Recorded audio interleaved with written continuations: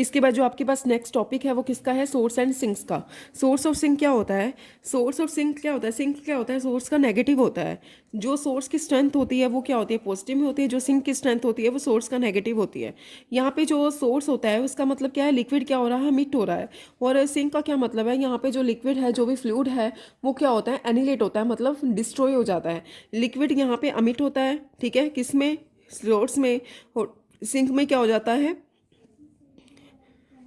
एनिलेट हो जाता है। यहाँ पे आपको कहता है कि if the motion of the fluid consist of symmetrical radial flow in all direction proceeding from a point, then point is known as simple source. इसका क्या मतलब है, आगे एग्जांपल्स इसने सिंपल सोर्स बताया हो कि क्या होता है। जैसे ये आपने ये टैंक लिया, ठीक है, जिसमें क्या है, आपके पास फ्लूइड है। ये इसमें फ्लूइड कैसे आया, जैसे ये आपने एक टेस्ट ट्यूब ली, टेस्ट ट्यूब में यहाँ से आप कुछ फ्लूइड को एंटर करवा रहे हो, तो यहाँ नीचे से इसका छोटा सा होल है, किसी पॉइंट से, मतलब इस पॉइंट से ये सारे टैंक में क्या हो रहा है, स्प्रेड हो रहा है। इट मीन्स क्या है, ये सोर्स का काम कर रहा है, ठीक है। उसके बाद जितना इसने लेना था इसने ले लिया, मतलब पूरे टैंक से चला गया, कहाँ से, ट्यूब से।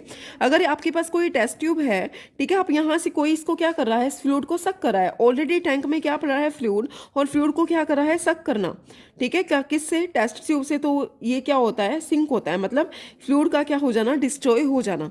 यहाँ पे क्या होती है, फ्लूइड को आप क्रिएट कर रहे हो, यहाँ पे आप फ्लूइड को डिस्ट्रॉय कर रहे हो। तो फ्लूइड को क्रिएट करना क्या है, सोर्स है, अदरवाइज क्या होता है, सिंक होता है। ये कहता है कि the motion of a fluid consist of symmetrical radial flow in all direction proceeding from a point, the point is known as the simple source. ये जो आपका पॉइंट है इसको आप क्या कहेंगे, सिंपल सोर्स, अदरवाइज इस पॉइंट को आप क्या कहेंगे, सिंक कहेंगे। If however the flow is such that the fluid is directly radially inwards to the point from all direction in symmetrical manner, the point is known as a simple sink. तो otherwise point को आप क्या नाम देंगे, simple sink का नाम देंगे। ये कहता है कि source implies that the creation of the fluid at the point, whereas sink implies that the annihilation of the fluid at a point. Source and sink are not really obtained by some dynamical effect of the motion of the fluid, but may occur due to some external causes.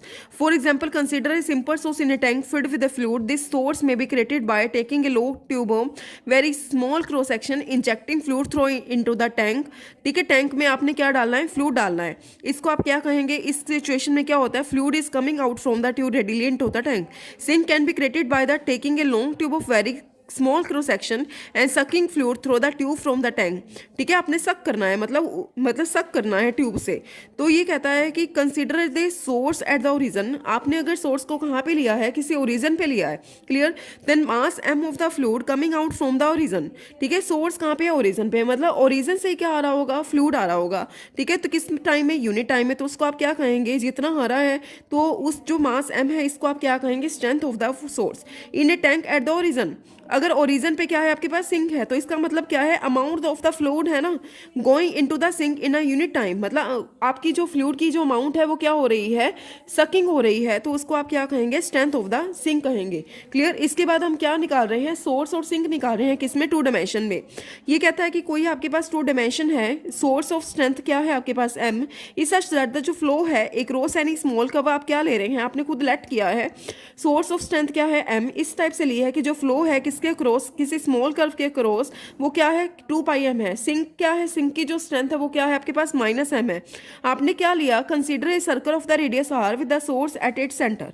आपने क्या लिया, circle लिया जिसका radius क्या है, r है, जिसका जो सोर्स कहाँ पे है, इसका सेंटर पे है। रेडियल वेलोसिटी आएगी, रेडियल वेलोसिटी क्या होगी, QR की वैल्यू क्या होती है, मैंने आपको पहले फॉर्मूलेस में बताई थी। रेडियल वेलोसिटी की जो वैल्यू होती है -1/r curl psi by curl theta. QR क्या होता है आपके पास, -curl phi by curl r। ये CR इक्वेशन है किसमें, पोलर कोऑर्डिनेट्स में।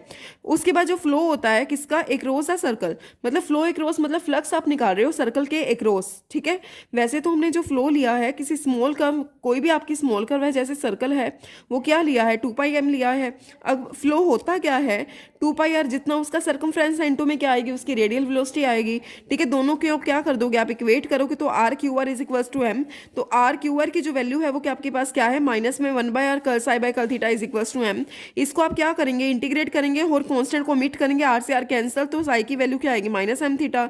सेकंड और थर्ड नंबर इक्वेशन को अगर आप यूज करते हैं, पहले आपने ये वाली वैल्यू पुट किया, अब आप ये वाली वैल्यू पुट करेंगे तो फाई की वैल्यू क्या आएगी, माइनस में m लोगर आ जाएगी। मतलब आपके पास फाई की वैल्यू भी है, आपके पास किसकी वैल्यू है, साई की वैल्यू भी है।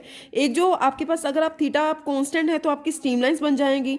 ठीक है, अगर आपके पास r कांस्टेंट है, जैसे अगर हम देखें तो अगर मैं यहाँ पे थीटा को कांस्टेंट लेट करूँ तो आपकी स्ट्रीम लाइंस हैं। अगर आप यहाँ पे आर कांस्टेंट तो आपका क्या है, कर्व ऑफ इक्वी पोटेंशियल है। जब वेलोसिटी पोटेंशियल क्या होता है कांस्टेंट, तो आपके पास कौन सी कर्व आती है, इक्वी पोटेंशियल की कर्व आती है। ये कहता है कि जब थीटा क्या हो जाएगा कांस्टेंट, तो इट मीन्स क्या है, स्ट्रेट लाइन क्या हो रही है, रेडिएटिंग हो रही है कहाँ से, सोर्स से।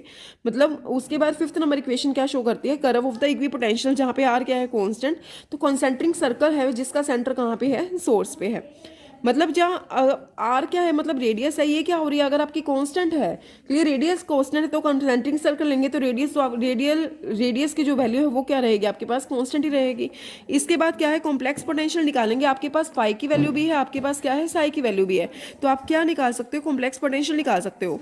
तो ये कहता है कि let there be a source of strength m at the origin, तो जो ये कॉम्प्लेक्स पोटेंशियल है इसकी क्या वैल्यू है, फाई प्लस आइटा साई है।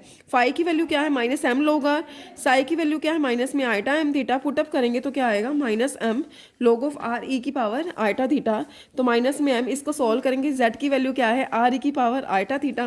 तो यहाँ से अगर सोर्स आपका यहाँ पे ओरिजिन पे था, अगर सोर्स यहाँ पे कहाँ है, किसी पॉइंट पे है, तो कॉम्प्लेक्स पोटेंशियल क्या होगा, डब्ल्यू is equals to minus m log of z minus z dash. उसके बाद डब्ल्यू और जेड का जो रिलेशन है, ये अगर आप काफ़ी सारे सोर्सेज ले रहे हो, उसकी स्ट्रेंथ है, आप काफ़ी सारे पॉइंट्स है, तो उसका टोटल जो कॉम्प्लेक्स पोटेंशियल होगा इस टाइप से लिखा जाएगा। फाई और साई की वैल्यू हम यहाँ से निकाल सकते हैं। तो जहाँ पे आर एन क्या होता है, mod of z minus z n, theta n क्या होता है, argument of z minus z n, n क्या है यहाँ पे 1 2 3।